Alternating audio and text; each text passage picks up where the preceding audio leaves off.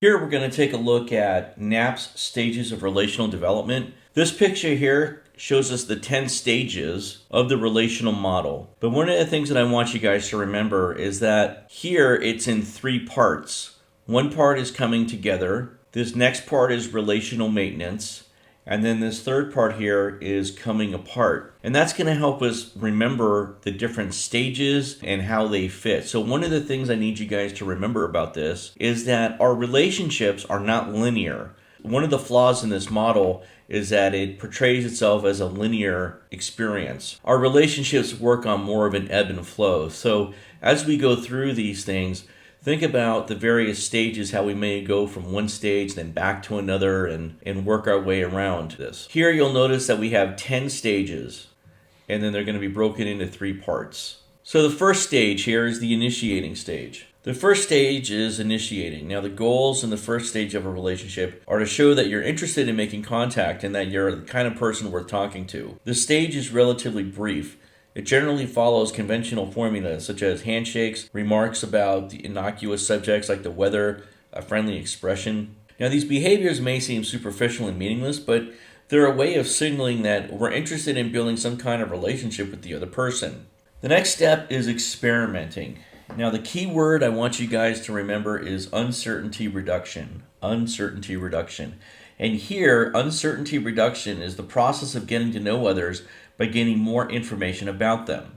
So after the initiating stage, our next stage is to decide whether or not we're interested in pursuing a relationship further. Now, as part of the uncertainty reduction is the search of a common ground, and it involves conventional basics such as where you're from, what's your major, and then from there we start to look for other similarities. Oh, you run too?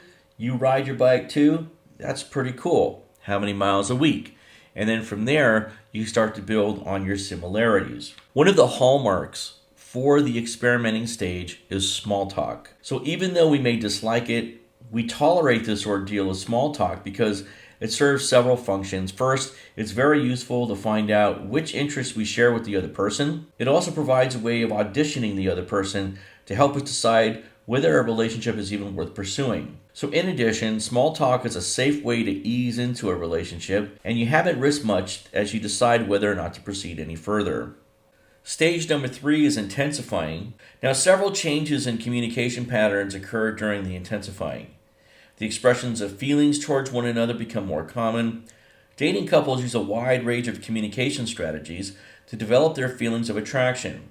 Now, according to this study, about 1/4 of the time they express their feelings directly, openly discussing the state of the relationship, and more often they use less direct methods of communication, such as spending an increased amount of time together, asking each other for support, doing favors for the partner, tokens of affection, flirting and expressing feelings non-verbally, getting to know the partner's friends and family, and trying to look more physically attractive.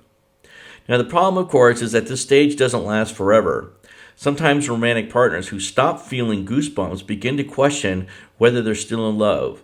Now, although it's possible that they're not, it's also possible that they've simply moved on to a different, less emotional stage in their relationship, which is integrating.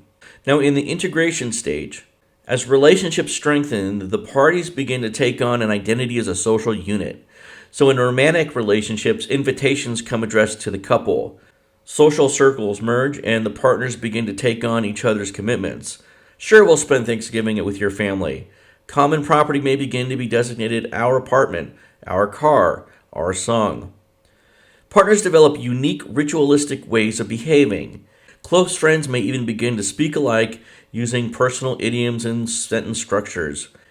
Now, during the integrating stage, it is a time when individuals give up some characteristics of their old selves and develop shared identities. Now, during the bonding stage, the partners make a symbolic public gesture to show the world that their relationship exists. Now, what constitutes bonded, committed relationship isn't always easy to define. Now, terms such as common law, cohabitation, life partners have been used to describe relationships that don't have the full support of custom and law, but still involve implicit or explicit bonds. The following phase is the differentiating phase. Now here, The differentiating stage is the point where the we orientation that has developed shifts and more me messages begin to occur. Now, instead of talking about our weekend plans, differentiating conversations focus on what I want to do. Relational issues that were once agreed upon, such as you'll be the breadwinner and I'll manage the home, may now become points of contention. Why am I stuck at home when I have a better career opportunity and potential than you do? The root of the term differentiating is the word different, suggesting that change plays an important role in this stage. Now, differentiating is likely to occur when the relationship begins to experience the first inevitable feelings of stress. Now, this need for autonomy and change needn't be a negative experience, however, but people need to be individuals as well as parts of a relationship, and differentiation is a necessary step to achieve autonomy. Now, the key to successful differentiating is maintaining a commitment to the relationship while creating the space for the individual as well. Now, that's a real challenge to do, and we'll get to that in later detail when we talk about dialectical tensions. During the circumscribing stage, communication between members decrease in quantity and in quality. Restrictions and restraints characterize this stage, so rather than discuss a disagreement which requires energy on both sides, members opt for withdrawal, either mental, silence, daydreaming, fantasizing, or physical, where people spend less time together. During this stage, it does not involve total avoidance, which may come later, but during this stage, it involves a shrinking of interest and commitment, and the opposite of what occurred in the integrating stage. So during the stagnating stage, the relationship enters this new dimension, and so the excitement of the intensifying stage is long gone, and the partners behave towards old and familiar ways without much feeling, no growth occurs, relational boredom sets in, the relationship is a hollow shell of its former self. We see stagnation in many workers who've lost that enthusiasm for their job, yet continue to go through the motion for years.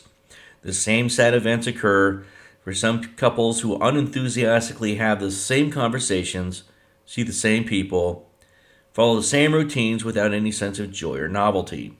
So when stagnation becomes too unpleasant, the parties in the relationship begin to create physical distance between each other. Now, this is called the avoiding stage. Sometimes they do it indirectly under the guise of excuses. Oh, I've been really sick lately, can't see you. Or sometimes they do it directly. Please don't call me. I don't want to see you now. In either case, by this point, the relationship's future is in doubt. The final stage is the terminating stage.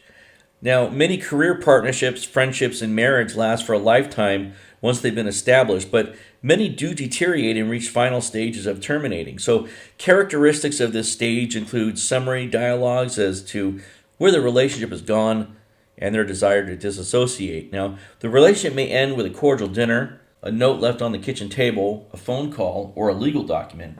Now, depending on each person's feelings at this stage, it could be quite short, or it may be drawn out over time.